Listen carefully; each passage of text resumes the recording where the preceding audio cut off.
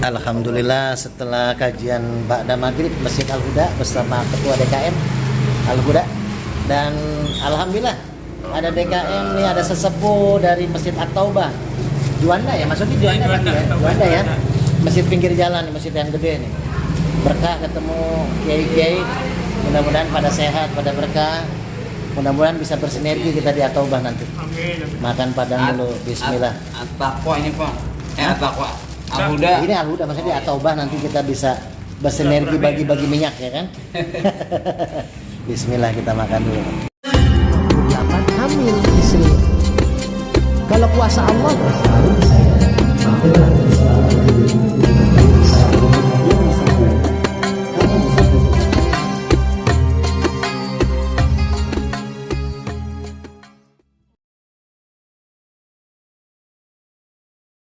guru kita Bapak Ustaz Ade Maulana, alhamdulillah bersama kita. Kita doakan semoga beliau mudah-mudahan sehat walafiat dalam lindungan Allah Subhanahu wa taala. Amin. Kemudian salawat serta salam serta tiram dari baginda kita Nabi besar Muhammad sallallahu alaihi wasallam, keluarga, sahabat, serta para pengikutnya hingga akhir zaman. Dan insyaallah termasuk kita semuanya yang sama-sama mengharapkan sahabat berjumpa di akhir kiamat nanti dari baginda Nabi besar Muhammad sallallahu alaihi wasallam. Amin ya rabbal alamin. Jamaah masjid Jamaah Maghrib Masjid Jami Al-Huda yang dimuliakan Allah dan para berkat yang lebar, kami serahkan langsung kepada guru kita Bapak Ustaz Ade Maulana untuk memimpin kajian pada malam ini. Dan beliau kami persilakan. A'udzu billahi minasyaitonir rajim. Bismillahirrahmanirrahim. Assalamualaikum warahmatullahi wabarakatuh.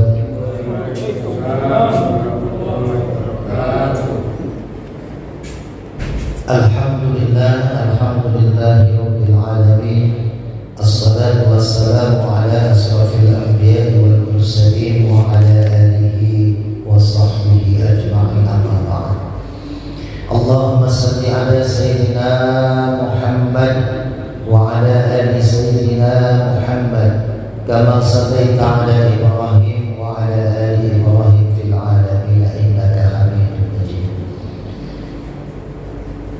Hadirin yang dimuliakan Allah, alhamdulillah, puji syukur mari sama-sama kita panjatkan pada Allah Subhanahu wa taala. Di malam Ahad kedua ini kita masih diberikan nikmat iman, Islam, sehat walafiat, walaupun hujan tadi sore lumayan besar ya, menjelang sore, tapi alhamdulillah kita masih diberikan kekuatan oleh Allah untuk melaksanakan sholat maghrib secara berjamaah di Masjid Jami Al-Huda, dan dilanjutkan kita untuk thalabul ilmi sampai dengan isya nanti. Mudah-mudahan ibadah kita diterima oleh Allah Subhanahu wa taala. Salawat dan salam semoga senantiasa tercurah kepada pemimpin alam Nabi besar Muhammad sallallahu alaihi wasallam, kepada keluarganya, para sahabatnya, dan mudah-mudahan kita yang hadir di masjid ini beserta keluarga kita mendapatkan syafaatul uzma di yaumil akhir nanti. Amin ya Allah ya rabbal alamin. Bapak-bapak hadirin yang dirahmati Allah, kita lanjutkan kajian kita. Kita masih di bab niat. Nanti kalau ada yang mau bertanya, mangga Pak ya, dipotong aja nggak apa-apa. Ya, nanti saya akan lempar. Yang nanti bertanya, saya kasih hadiah, ya, biar nanti memancing mau bertanya. Ya. Bismillahirrahmanirrahim. Warwahul Bukhari an Anas radhiyallahu anhu qala raja'na min ghazwati Tabuk ma'an Nabi sallallahu alaihi wasallam faqala inna aqwaman khalfana bil Madinah ma salakna shibban wala wadiyan illa wa hum ma'ana habasahum al-udru. Al-Bukhari meriwayatkan dari Anas radhiyallahu anhu, dia berkata, kami pulang dari peperangan Tabuk bersama Nabi Muhammad sallallahu alaihi wasallam. Maka beliau bersabda, sesungguhnya orang-orang yang ada di belakang kita, yang kita tinggalkan di Madinah, kita tidak melintasi jalan-jalan di gunung-gunung dan juga tidak melintasi lembah, melainkan mereka bersama-sama kita. Mereka ditahan di Madinah karena uzur. Ini yang tadi saya bilang kita bersyukur walaupun kondisi hujan. Kalau hujan pengennya di rumah, kalau hujan pengennya ya ketepan lah ya, apalagi dingin kan, pengennya selimutan. Nah, kita berjihad nih ke masjid, sholat maghrib berjamaah.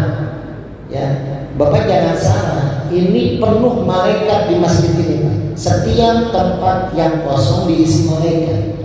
Maka semakin sedikitnya manusia yang hadir, semakin banyak malaikat yang mendoakan kita. Jadi saya pribadi ketika mengajar enggak melihat banyaknya orang, yang penting masih ada orangnya. Jadi kalau nggak ada orangnya, ini repot. Ya, itu mah sama aja kita kayak nonton di YouTube, YouTube orang-orang. Nah, ternyata Rasulullah ketika perang Tabuk ada beberapa orang yang tidak ikut sahabat, tetap di Madinah, nggak ikut perang. Tapi Rasul selalu berpositif tinggi pada hal yang lain begitu. Ada juga yang malas, ada juga yang takut, ada juga yang memang apa kalau kata orang ya lagi mager gitu, mager ya. Tapi Rasul Husnudon bilangnya apa? Yang tidak ikuti sahabat-sahabat kita punya uzur. Nah itu kita positif tinggi, Pak. Mungkin sahabat kita yang ada di sekitar Masjid Al-Huda pulangnya macet, belum sampai rumah.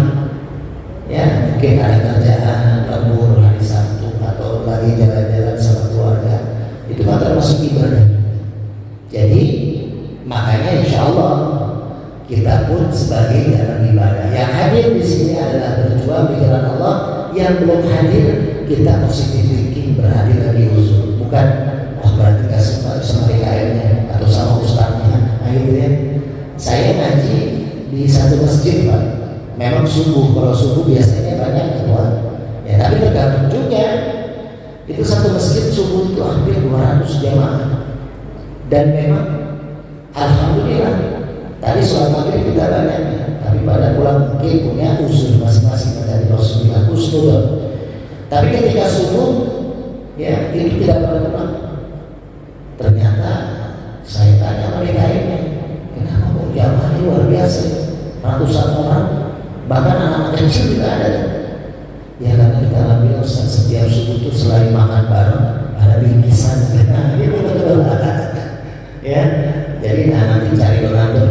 Ya, jadi kalau ikut ngaji, nah dapat bingkisan. Sebenarnya kalau ada donatur, setiap ngaji malam Ahad ada hadiah minyak. Kalau yang bisa jawab atau yang bertanya. Jadi nanti bertanya aja, Pak. Ya, insya Allah kita akan coba. Nah. Jadi kita selalu positif thinking sama sahabat kita sama orang. Bahwasanya orang itu mungkin belum sempat ke masjid. Karena itu cara dakwah itu, Pak, kata Quran, kata Allah, ud'u ila sabili rabbik bil hikmah wal mau'izah. Ajak orang kebaikan itu dengan hikmah. Hikmah itu artinya apa? Dengan kebijaksanaan. Jangan kita kamu kalau ke masjid, nanti sholat kamu meninggal dari sholat di masjid. Jangan. Jadi kita rangkul, kita ajak. Ud'u itu kita seru, kita ajak. Kalau kita ajak, ya berarti kita juga harus memberikan contoh. Oh ternyata kamu rajin ke masjid, anak kamu baik, saya mau ikut gitu. Rasulullah begitu, Pak. Ketika mengajak orang baik, orang itu kadang sebelum diajak dia mau ikut Rasulullah, sebelum diajak Rasul, karena melihat akhlaknya Rasulullah SAW. Pernah Rasulullah ada seseorang yang dapat hidayah, itu karena apa? Karena dia dijenguk oleh Rasulullah ketika dia sakit. Tuh bayangkan hal sederhana, menjenguk orang sakit bisa menjadi hidayah buat dia. Kenapa? Karena Rasulullah menjenguk itu satu-satunya orang yang menjenguk dia, dan Rasulullah adalah korban yang sering dizolimi oleh dia. Jadi dia dibayar oleh Abu Jahal untuk setiap Rasul mau sholat dilempari kotoran. Jadi Rasul balik lagi ke rumah ganti baju. Sampai itu bosan orang yang lempari kotoran ke Rasulullah, karena Rasul tetap tidak marah, pulang ganti baju ke masjid lagi. Nah pada satu hari tidak ada yang lempar kotoran. Rasul bertanya, siapa tuh yang biasa lempari kotoran? Kok nggak ada? Oh, dia si fulan lagi sakit. Rasul pertama kali nengok dia pulang ke rumah, minta tolong Aisyah, ada makanan apa? Oh ada nih, ada gandum dan kurma, dibawakan untuk menjadi jalan asbab hidayah buat orang yang menzolimi Rasul. Ini mencontohkan Rasulullah kalau kita ada teman sakit, walaupun teman itu musuhi kita, menzolimi kita, kalau lagi sakit Pak, biasanya tuh terkesan orang yang lagi jatuh baik dia lagi kondisi susah, kondisi sakit, itu lebih gampang untuk diambil hatinya. Makanya masuk ke orang-orang itu untuk mengajak kebaikan kepada orang-orang yang lagi tanda kutip lagi susah, lagi sakit, lagi sedih. Coba Bapak ada, misalkan Bapak udah ada canda lagi sedih, Bapak tengokin dulu saya mau lulus tuh Pak. Menurut informasi di Depok itu ada 250.000 canda datanya, sedangkan Buddha ada 15.000, jauh tuh ya. Ini makanya ya bagi yang Buddha jangan khawatir masuk ke 250.000 Pak. Cuma permasalahannya, nah gimana cara dapetin Ustaz? Nah, salah satunya itu berikan perhatian kepada orang-orang itu. Orang ketika diberi perhatian Pak, insya Allah itu Rasulullah suka memberikan, tapi Rasulullah niatnya beda ya, memberikan perhatian itu karena niatnya agar orang itu bisa masuk ke dalam Islam tanpa paksaan. Nah kalau orang nengok orang sakit jangan tanpa bawa apa-apa, yang minimal air aqua lah bawa ya. Kalau kita malu aqua cuma 10.000 sebotol selipar, ya kita bilang aja nih air aqua udah saya bacain Fatihah gitu. Itu Pak, banyak saya nengok orang sakit saya ya bawa keluarga, tapi bawa aqua, bawa minyak, udah kita doain gitu ya. Tuhan, ada yang bertanya silakan Pak, nanti angkat tangan aja ya. Kalau nggak bertanya nanti saya angkat. Nah, hadis selanjutnya, wa an Abi Yazid Ma'ni bin Yazid bin al-Ahnasi radhiyallahu anhu wa huwa wa abuhu wa jadduhu sahabiyun. Qala kana Abi Yazid akhraja dananira yatasaddaqu biha fawada'aha 'inda rajulin fil masjid fajitu fa'akhadtuha fa'ataytuhu biha faqala wallahi ma iyyaka aradtu fakhasatuhu ila Rasulillah sallallahu alaihi wasallam faqala laka ma nawaita ya Yazid walaka ma akhadta ya Rawahul Bukhari. Dari Abu Yazid Ma'an ibnu Yazid ibnu al-Ahnas radhiyallahu anhu, dia bapak dan kakeknya adalah sahabat. Jadi bapak dan kakeknya adalah sahabat Rasulullah SAW. Dia berkata, bapak saya Yazid pernah mengeluarkan beberapa keping uang dinar. Dia bersedekah dengannya, lalu dia titipkan pada seseorang di masjid. Kemudian saya mengambilnya dan membawanya kembali kepada bapak.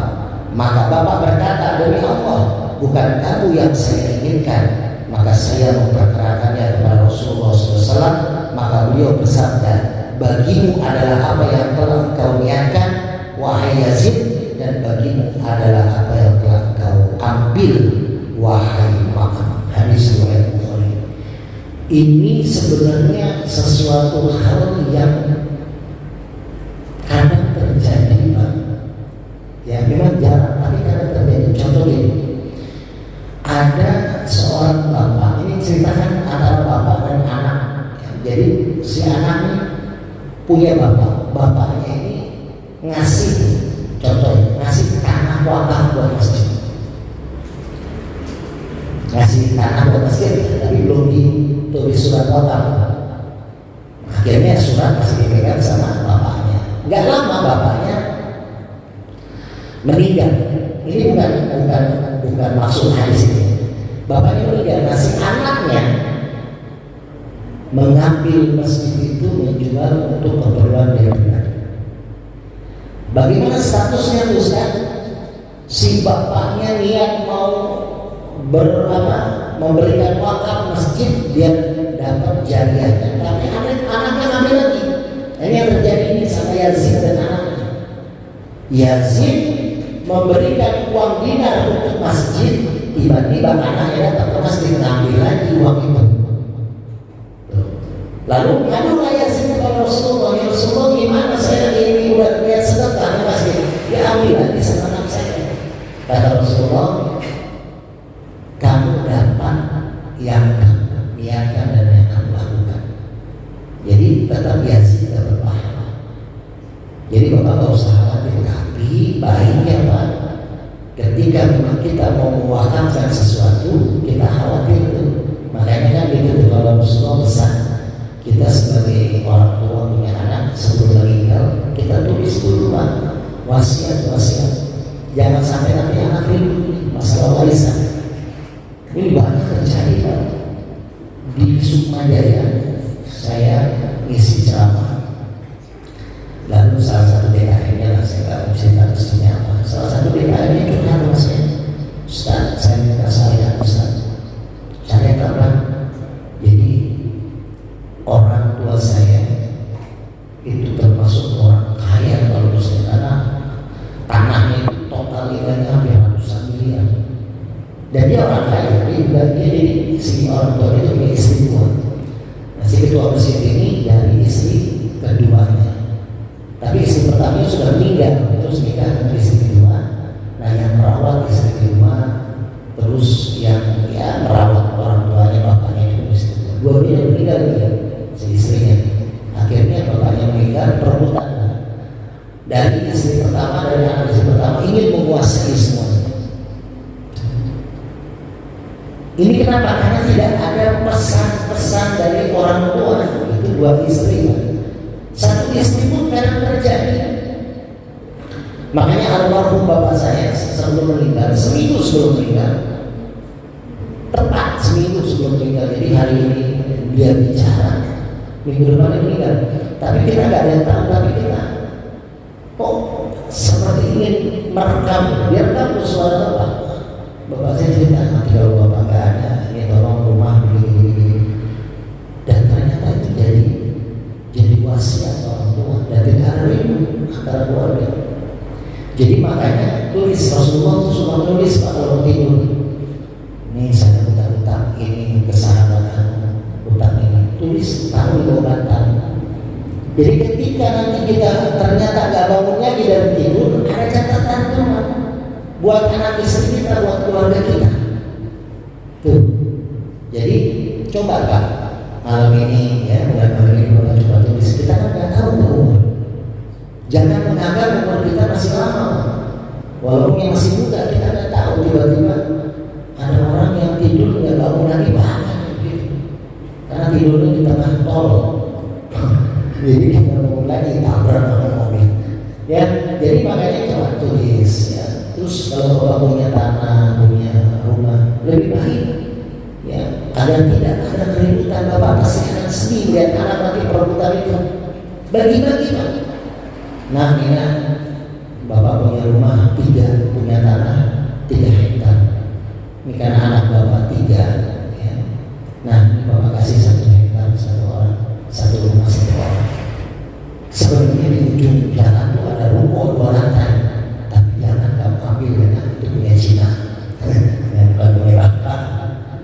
Jadi apa? Itu sudah dibagikan Pak. Apakah harus sama atau beda Ustaz? Secara waris memang laki-laki dapat 1, perempuan dapat 1/2.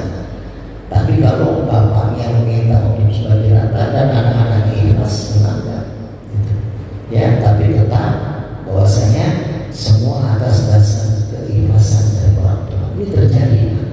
sudah sedekah ke masjid, misalnya Pak Ketua ini nitip 1 juta buat ini beli apa kayak kegiatan masjid. Besoknya anaknya yang datang, Pak Ketua mana uang dari bapak saya pakai, kasih aja, nggak apa-apa, kasih aja. Si bapak tetap dapat pahala. Ya, tapi jangan gara-gara ini koinkan antara bapak dan anak. Nah, nanti bapak mau kasih masjid besok ke mobil lagi. Kan kita sama-sama, bapak tetap dapat pahala, uang nggak berkurang kan? Ya? Atau masukin kotak amal, duitnya masukin benang, tarik lagi. Kayak gitu dulu ya. Telepon umum zaman kita dulu kan pakai koin, ikat, tarik lagi. Ya, alhamdulillah. Ya itu. Jadi tentang apa yang kita lakukan itu akan tercatat oleh Allah Subhanahu wa Ta'ala, yang tergantung hati. Niat bapak ikhlasnya, tulusnya ngasih masjid ini, ya, ngasih wakaf ini. Makanya kita tahu bersedekah, ngasih tangan kiri bersedekah. Dalam artian mau itu uang nantinya mau dipakai apa, bapak percayakan saja. Oh, saya ngasih duit 10 juta kemarin masih tahu kan buat apa ya, nggak usah. Udah bapak percaya aja mereka ya. Kan salah satu ciri orang-orang yang bertakwa kan dalam Al-Quran surat Al-Baqarah, ya ayyuhalladzina amanu kutiba alaikumusiyam. Hai orang-orang yang beriman, telah diwajibkan atas kamu berpuasa. Kama kutiba alal ladzina min qablikum la'allakum tattaqun. Jadi kalau kita pengen dapat tatakun, syarat pertama adalah iman, syarat yang kedua adalah puasa, syarat yang ketiga la'alla itu ada pengharapan Pak, ada lam tajalli. Jadi tidak semua orang dapat predikat takwa, tidak semua orang dapat predikat takwa. Yang dapat predikat takwa itu singsan. Yang dapat predikat takwa itu adalah orang-orang yang terpilih dari Allah Subhanahu wa Ta'ala. Salah satunya apa? Salah satunya adalah orang itu khairun nas anfa'uhum linnas. Jadi dia bisa menjadi bagian yang baik. Ya, jadi itu Pak hadis yang selanjutnya. Ada pertanyaan sekarang Pak? Lagi-lagi hati ya Pak, kita beribadah bersedekah itu niat kita karena hati. Bahkan Rasulullah SAW pernah berkata, sesungguhnya Allah tidak memandang kepada jasad-jasad dan rupa-rupa kamu, tapi Allah memandang hati dan amal-amal kamu. Jadi ingat Pak, amal perbuatan apapun yang dinilai oleh Allah, bukan penampilan. Pernah suatu saat Rasulullah SAW seringkali mengajarkan sahabat dengan cara yang tidak biasa. Rasulullah berdiri di pinggir jalan, lalu sahabat diajak, nih nanti ada yang lewat, nanti coba kamu tebak ya, seperti apa dia. Ada yang lewat, yang satu penampilannya rapi sekali. Ya kalau kita mungkin pakai dasi gitu ya, pakai jas rapi. Terus yang kedua pakainya lusuh pucat. Lalu sahabat berkata ketika ditanya oleh Rasulullah, kata sahabat, ya Rasul, yang pertama itu orang hebat, orang terpandang, orang kaya, orang pintar, orang yang didengar oleh Allah. Sedangkan yang kedua yang lewat itu orang yang nggak dilirik sama orang, nggak bakal dihargai sama orang. Kata Rasulullah, yang kau prediksi salah. Menurut Allah dan Rasulnya, orang yang terakhir lewat lebih baik di mata Allah daripada orang yang pertama lewat. Lupa. Sekarang kita melihat Pak, kan banyak kisah-kisah. Ada tukang sol sepatu di kota Damsyik, namanya Muwafaq. Muwafaq ini hanya tukang sol sepatu Pak. Tapi seorang ulama besar, ketika dia melaksanakan ibadah haji, dia didatangi oleh malaikat. Kata malaikat dalam mimpinya bahwasanya yang ibadah haji pada tahun ini bersama ulama besar ini syahid tidak diterima oleh Allah pahala hajinya. ribuan orang ibadah di sana. Tapi karena amal perbuatan yang muwafaq, tukang sol sepatu yang jamaah haji tahun itu diterima hajinya karena amalan muwafaq. Padahal muwafaq sendiri nggak berangkat haji. Bayangin, seorang tukang sol sepatu nggak berangkat haji karena ada sesuatu. Tapi dengan amal perbuatan dia Allah suka. Nah maka Allah memberikan pahala haji buat yang berangkat haji tahun itu. Gimana ceritanya? Ternyata muwafaq ini pengen banget berangkat haji. Tiap bulan, tiap hari dia ngesol sepatu, namun dikit-dikit. Tapi namanya tukang sol sepatu bukan kita berendahin. Tapi berapa sih? Apa setiap hari orang itu ngesol sepatu kan ya? Kalau orang tiap hari boleh kasihan, tapi belum tentu orang tiap hari ngesol sepatu. Akhirnya dikumpul-kumpulin juga nggak kumpul. Tapi Allah punya cara lain. Kan saya pernah bilang, wa may yattaqillah yaj'al lahu makhraja. Ketika dia bertakwa kepada Allah, imtisalu awamirihi wa ijtinabu nawahi, dia melaksanakan perintah Allah, meninggalkan larangan Allah, maka dia akan mendapatkan yaj'al lahu makhraja, diberikan jalan keluar. Kalau jalan keluar dari masalah dia tentang keluarga, Allah akan kasih solusi. Kalau masalah dia dagangannya sepi, Allah kasih solusinya. Saya nyariin rumah makan di SHSD di Jubur, itu omsetnya 1 miliar sebulan, tapi turun dari 400 juta. Udah saya zikir di sana, kita minta kepada Allah, kita kuatin, kita zikir. Ternyata apa? Ketika karena yang punya juga orang yang soleh, suka beramal, suka bikin pengajian, suka santunan, alhamdulillah Allah jaga. Karena apa? Karena karyawan yang banyak. Kita melihatnya besar pendapatan, tapi pengeluaran juga besar. Nah akhirnya si muwafaq ketika dia bertakwa kepada Allah, dia udah jalanin aja tuh mesot. Tiba-tiba ada pengusaha ngasih orderan bikin sepatu. Tiba-tiba apa? Setelah dijumlah jalan, keuntungannya cukup buat berangkat haji. Karena dia niatkan pengen berangkat haji. Akhirnya dia bilang, Masya Allah, mah ke istrinya, tahun ini saya berangkat haji karena uang saya cukup. Kalau dulu kan nggak kayak sekarang, walaupun uangnya dia cukup, umur dulu 30 tahun ya teman. Gitu. Ada yang katanya haji plus haji modal juga tetap aja mesti nunggu. Nah, singkat cerita, muwafaq ini udah niat mau berangkat haji, tiba-tiba ada satu hari sebelum dia mau berangkat haji, istrinya sedang hamil. Istrinya muwafaq itu namanya orang hamil kan kadang suka ngiler kalau nyium masakan gitu. Nah tetangganya ini lagi masak, kecium bau masakannya istrinya. Akhirnya istrinya bilang, ayah tolonglah minta dikit makanan yang dimasak sama ibu itu, kamu bayar aja kamu kan. Karena kan dia tahu ini yang masak ini seorang janda, anaknya 5. Ya mungkin salah satu janda yang 250.000 itu yang ada di kota Depok. Ya.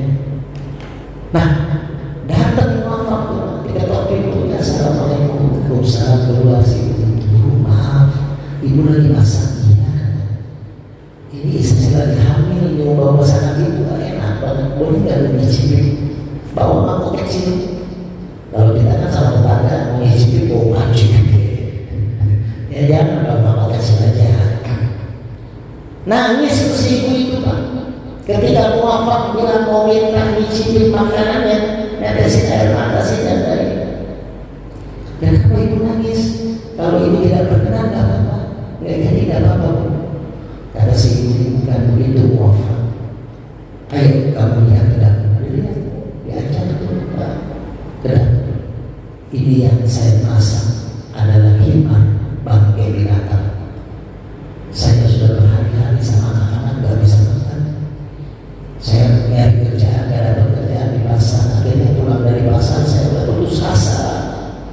minta sama Allah, ya Allah berikan rezeki buat anak-anak saya bisa makan. Ini cadang nggak bisa makan, udah lapar anak-anak teriak nangis.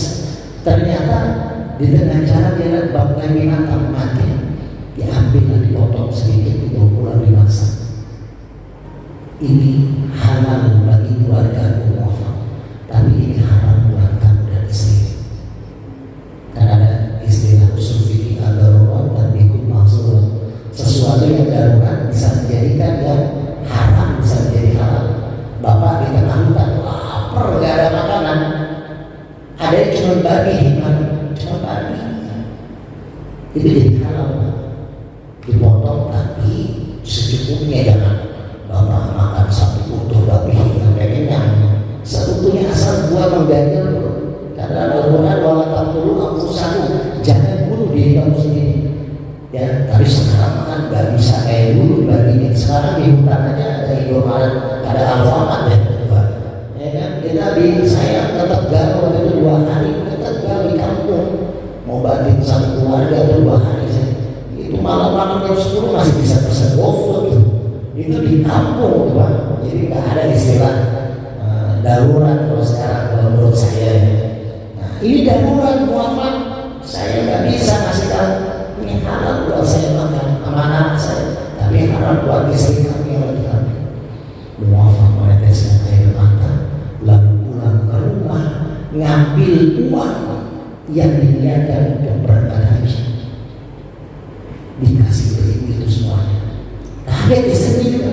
Pas muafak balik lagi, mana Pak makanannya? Nggak usah. Pak boleh ngapain? Mau ambil uang buat haji, ngasih ke janda itu. Lalu istri Bapak cemburu, ngapain mau haji dikasih ke janda kan gitu. Tapi istri muafak enggak, soalnya dikasih itu uang, Bu, buang makanan itu, ibu beli makanan yang lebih banyak, sisanya buat modal dagang. Ada yang begitu Pak? Ada yang begitu? Coba Bapak punya, nggak usah haji umroh, Bapak punya duit buat umroh 30 juta, udah nikah nih duit mau umroh, bukan haji, ini haji. Kalau sekarang ratusan juta kalau berangkat cabang. Tiba-tiba tetangga Bapak datang ke rumah Bapak, Pak, anak-anak saya belum makan, paling bocah misalnya cepet ya. Makanya itulah Pak, saya dulu di Purwakarta, di Bajis Kabupaten, saya pegang Bajis Kabupaten Purwakarta tahun 2003 sampai 2004. Itu kenapa bisa Bajis ketika dipegang sama Bupati Lili Hamari Hasan, saat itu wakilnya Dedi Mulyadi yang sekarang calon gubernur. Saya diambil sama orang tua saya, Kiai Haji Agung Bunyamin, Rohi Suriah PBNU Jawa Barat. Kiai Agung adik saya setelah saya lulus sarjana Sukabumi, saya suruh megang Bajis Kabupaten. Karena di Bajis Kabupaten pendapatan cuma 100 juta. Coba kamu bikin buku, saya bikin buku. Akhirnya saya terangkan ke perusahaan-perusahaan wajib dipotong 2,5% zakat malnya. Akhirnya pendapatan Bajis saat itu 2003 sekitar 1,3 miliar saya pegang. Kenapa? Karena ternyata Pak, Allah dalam hadisnya, Rasul mengatakan Allah tidak akan memberikan rezeki berbentuk hujan. Karena 2003 itu jadi buku sudah kering, Bapak lihat di buku. Saya bikin buku itu tentang hadis ini. Kalau pengen jadi buku itu awet kali airnya, maka ayo tunaikan zakat mal. Karena ketika orang sudah tidak peduli dengan orang lain, Allah akan mengambil rezekinya. Allah akan menahan rezekinya. Tidak akan diturunkan hujan, Pak. Di Depok alhamdulillah, berarti Allah masih sayang. Dari siang hujannya sampai sore, berarti Allah masih kasih rezeki. Tapi yang kita khawatirkan, kalau sampai musim kemarau panjang Allah tidak kasih hujan, itu berarti orang sudah mulai banyak yang tidak peduli dengan orang lain. Tiap bulan umroh, tiap tahun haji, ya, tiap tahun investasi di rumah beda. Tapi tetangganya lapar, tetangganya susah, dia nggak peduli. Tuh Pak, bayangkan muafak, dia nggak punya nilai ibadah yang hebat, dia cuma tukang sol sepatu. Tapi karena amal perbuatan dia, Allah cinta sama muafak. sampai mereka memberitahukan bahwasanya muafak dapat pahala haji mabrur walaupun dia tidak berangkat haji. Dan karena muafak tahun itu dicatat oleh Allah sebagai haji mabrur, maka orang-orang yang berangkat haji dapat kebaikannya dari muafak. Makanya jangan sampai kita melupakan bahwasanya kita hubungan dengan manusia. Hablum minannas, hablum minallah. Benar, kita sholat mesti baik, kita puasa mesti benar, kita haji sempurna rukun Islam, tapi kita tidak peduli sama orang. Orang yang berangkat haji tiap tahun, tapi tetangganya lapar, dia susah, tetangganya susah, dia diam aja, dia tahu, maka tidak dapat pahala haji dia. Haji, makanya Pak, kalau Bapak udah punya tabungan mau haji, mau umroh, ya, Allah pengen berikan Bapak hadiah yang istimewa. Coba perhatikan tetangga kita, masih ada orang susah. Makanya saya selalu mesti tunda memberikan sedekah ke anak yatim, ya, karena mereka ini Pak, doa mereka. Saya sesusah apapun Pak, diniatkan sama saya, tiap saya ceramah saya sisihin, tiap saya kajian saya sisihin, tiap minyak kalimah dapat laku saya sisihin buat santunan walaupun sedikit-sedikit.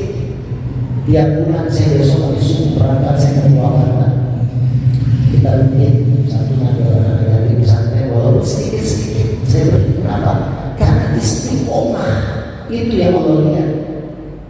Anak-anak yang sudah punya orang tua tapi dia masih pengen belajar agama, ini Pak, doa dari mereka luar biasa. Coba Bapak nih cari tetangga anak-anak yatim, cari satu orang aja, Bapak penuhi kebutuhan buat semua. Coba setiap keluarga megang satu anak yatim, ini yakin saya sekitar masih muda akan barokah. Coba Pak, ayo Pak, ada yang bertanya. Ini dunyanya belum saya buat, mana Pak? Assalamualaikum warahmatullahi wabarakatuh. Waalaikumsalam warahmatullahi wabarakatuh. Terkait dengan hati ini Ustaz ya, kita kan kadang-kadang ada perempuan ini wajib untuk pakai hijab gitu, pakai jilbab gitu. Nah terus ada yang menyangka dari pihak perempuan itu alasannya selalu dia tergantung hatinya dong. Kalau kita nggak pakai jilbab karena hati kita kan yang penting baik, itu ada yang pakai jilbab tapi tingkah lakunya seperti kayak gitu. Ya, Nah, itu sudah malam. Nah itu artinya yang diutamakannya itu syariatnya dulu atau yang kayak gitu-gitu. Ini Pak, minyaknya dulu yang diutamakan. Minyaknya dulu. Ya, makasih. Ya, sama-sama. Kami gimana kalau jawabannya tidak memuaskan, dia puas dengan minyak. Ya, itu sudah lazim. Ada bahkan ya kita nggak sebutin namanya, seorang yang terpandang, ya dia juga orang tuanya adalah ulama, gitu.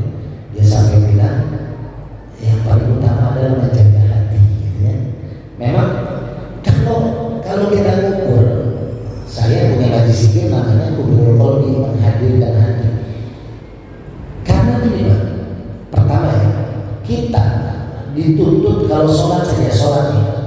Ayatnya pertama aqimis sholat, dirikan sholat, bukan if'alis sholat, bukan kerjakan sholat. Bedanya apa? Kan saya pernah cerita itu. Kalau mau mengerjakan cukup ambil air wudhu, kita takbir salam selesai, nggak ada urusan dengan sholat. Jadi makanya sholat tidak bisa mencegah perbuatan keji munkar. Kenapa? Ya habis sholat selesai, nggak ada urusan dengan sholat. Itu namanya if'alis sholat. Tapi kalau aqimis sholat, setiap kita melakukan gerakan sholat, kita pahami maknanya, kita lakukan di luar sholat. Takbir Allah Akbar, di luar sholat juga disangka Allah. Dalam sholat kita menutup aurat, maka di luar sholat kita tutup aurat kita. Itulah pendidikan sholat. Maka akan mencegah perbuatan keji munkar. Ini jawaban yang logis saja, berbuat logis. Jadi ketika ada seorang wanita mengatakan, ya udah yang utama tutupi dulu, perbaiki dulu hati, ketimbang tutup aurat tapi hatinya nggak benar, ya, kelakuannya nggak benar. Ini salah. Karena apa? Yang paling pertama Rasul mengajarkan kita sahabat untuk sholat. Emang sahabat langsung bisa sholat? Enggak.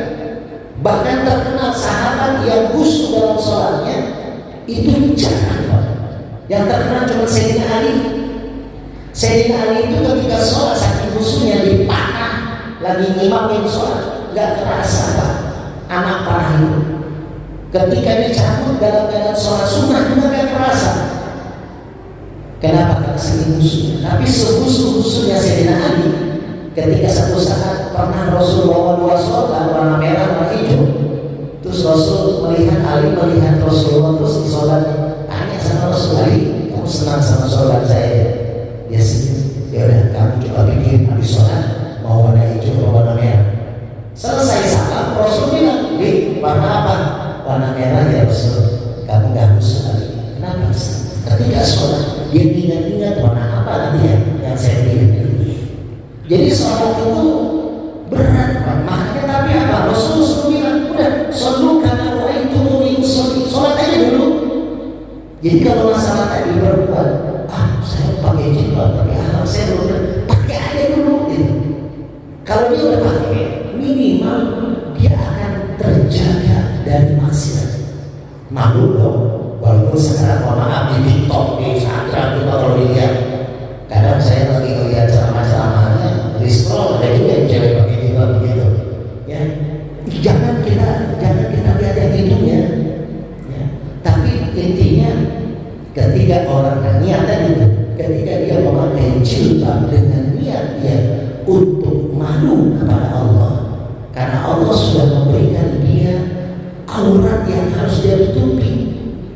Kayak makanan aja nih, bolu yang gak ada bungkusnya sama yang ada bungkusnya pasti mahal yang ada bungkusnya. Coba kita beli di Shopee barang, ya kalau mau pakai dus tambahin sekian ribu kan gitu. Itu aja udah logikanya orang yang tertutup maka lebih baik daripada terbuka. Itu pertama. Walaupun tidak menjamin yang berjilbab rapi akhlaknya benar, tidak menjamin. Itu tergantung manusianya. Tapi perintahnya dalam Al-Quran, aqimis sholat, dirikan sholat, amalan sholat dipakai di luar sholat, maka dia akan dapat apa? Aqimis sholat, inna sholata tanha 'anil fahsya'i wal munkar wal zikrullah akbar. Jadi ketika orang menjaga sholat, amalan sholat dipakai di luar sholat, tutupin aurat segala macam, maka di luar sholat juga dia tutup aurat, dijaga. Kan ada tuh film yang saya lihat tuh, ada cewek yang nggak pakai seks digoda sama orang, ya terus akhirnya ya orang yang bukan digoda seperti ingetin sama orang itu, jangan pakai seksi kalau ini mah ngeri, dia diingetin gitu. Jadi makanya di sini apa kita harus menilai bahwasanya dalam memang perbedaan pendapat banyak kan, ya ulama berbeda pendapat untuk menutupi aurat, bahwasanya wanita menutup aurat itu memang ketika dalam sholat. Tapi kalau saya pribadi ya, itu kita lihat konteks tadi Pak Aqimis sholat. Bagaimana kita sholat mau diterima Allah kalau cuma sholatnya cuma dikerjakan tapi tidak didirikan, tidak kita amalin amalan sholat di luar sholat. Salah satunya apa? Menutup aurat. Ketika kita membuka aurat di luar sholat, berarti amalan sholat kita belum didirikan, baru cuma dikerjakan. Makanya apa wasiat Rasul, pesan Rasul buat para wanita, as-sholat ittaqus. Sebelum meninggal Rasulullah kasih masukan kepada Ali dan Fatimah. Kepada Ali, an-nisa ittaqun nisa, wanita jaga wanita. Kenapa dijaga?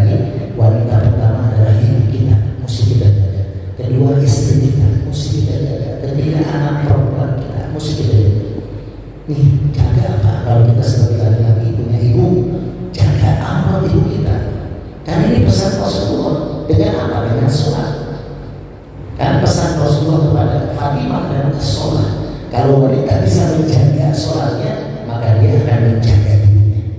Karena dia biasa tertutup aurat ketika sholat. Itu kan? Ya, puasa. Nah, kalau nggak puasa ini ditandai dengan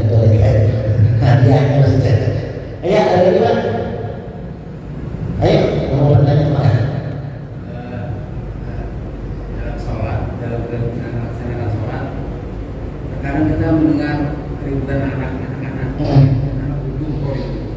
Dan saya termasuk orang yang tidak tenang. Was-was ya. Gimana cara menenangkan mereka? Sekarang saya suka melihat ke belakang, artinya menenangkan mereka dulu, ya. Menenangkan mereka dulu agar tenang. Apakah selesai itu diterima atau tidak? Ya, lagi-lagi kita coba kupas ayatnya. Akhir sholat itu menyambung kesimpulan. Ketika Bapak mau sholat, maka Bapak pasrahkan diri Bapak ke Allah. Inna sholati wa nusuki wa mahyaya wa mamati lillahi. Fokus dulu. Kalau Bapak sudah fokus, mau ada apapun gangguan, mau bising orang ini, Bapak sholat di sini mah ada Pak. Coba kalau Bapak sholat di, saya penasaran di satu mall yang dekat dengan pabrik. Jangan kan lagi sholat, lagi ceramah suara musik, gitu, lebih daripada suara anak kecil. Tapi ketika kita sudah pasrah, makanya kan di sini yang kita jaga itu sholat diterima ketiga. Pertama kaul bacaan sholatnya, kita fokus bacaan sholat. Ketika kita sholat, kita fokus ke bacaan yang kita baca. Kalau kita jadi makmum, ya, kalau kita jadi imam, kalau kita jadi makmum, maka dengerin yang dibaca oleh imam. Itu pertama. Kedua, gerakan sholatnya jangan buru. Yang ketiga, hati dijaga. Makanya ketika mau sholat, Imam Asy-Syafi'i ini sangat menghargai niat, sangat menghargai niat. Makanya kenapa Imam Asy-Syafi'i mengajarkan ketika mau sholat kita fokus dulu dengan usolli fardhu maghribi salasa raka'atin mustaqbil qiblati adaan ma'muman lillahi ta'ala. Itu sudah diniatkan dulu. Jadi fokus dulu dengan itu. Nah ketika itu takbir Allah, ketika bacaan Allah dipanjangkan, niat tadi di hati, niat saya maghrib berjamaah makmuman karena Allah. Bayangkan Imam Asy-Syafi'i mengajarkan 2 kali niat untuk menjaga kehusuan sholat kita, walaupun berat, tapi jadi masalah anak-anak jangan pernah kita marahi. Itu pertama. Karena Rasulullah ketika sholat jadi imam, cucunya naik, Hasan Husain itu naik ke punggung Rasulullah. Satu saat Rasulullah itu dari sujud mau ruku mau bangun itu lama, karena apa? Cucunya ada di atas. Jadi Rasulullah sangat mencintai anak-anak yang ada di masjid. Tapi, nah, ini ada saran. Kadang ada juga yang seperti Bapak. Saya lihat teman berimo, paling gak suka dengan berisik kalau di masjid. Nah, kita menghargai warna beda-beda kan. Akhirnya anak-anak ini bapak-bapak ngalah. Jadi nanti yang di depan semua anak di belakang bisa tahu kan caranya. Jadi himpit anak itu, nih bapak, nih anak, nih bapak gitu, didampingi. Ya, kalau misalkan harusnya bapaknya dampingi dong anaknya sholat, ya kita usulkan lagi tadi itu. Mungkin bapaknya lagi usul, lagi ada kegiatan di luar, jadi anaknya doang sholat, nggak apa-apa. Itu. Jadi kalau saya pribadi, saya masjid yang saya pegang, anak-anak yang mau berisik orangnya, nggak apa-apa. Tapi saya ingatkan, imamnya juga harus bisa kontrol. Nah, jangan berisik ya. Nanti habis salam selesai, kalian main lagi. Nah, imamnya harus kasih tahu. Biasanya, alhamdulillah, saya begitu anak-anak. Tapi imam kita marahi. Ya, jadi kita, insya Allah ketika kita merasa was-was itu saya tahu sholat berisik. Kehusuan itu, insya Allah ketika kita sempurna tiga ini, pertama kita bacaannya, gerakannya, hatinya kita fokus ke Allah. Setelah itu ya udah kita serahkan ke Allah. Karena yang menerima pahala sholat kita bukan dari kualitas sholat kita, bukan, tapi dari hati. Ya, hati kita udah, ya Allah saya pengen beribadah kepada rindu kepada ya Allah, pengen sholat berjamaah. Itu yang akan Allah lihat. Gitu kan? Ya, nih sebenarnya masih banyak jawabannya, cuma udah masuk waktu azan. Jadi kita sambung lagi. Insya Allah kita sambung bulan depan. Mudah-mudahan sedikit ilmu yang diberikan bermanfaat. Mohon maaf atas segala kekurangan. Assalamualaikum warahmatullahi wabarakatuh.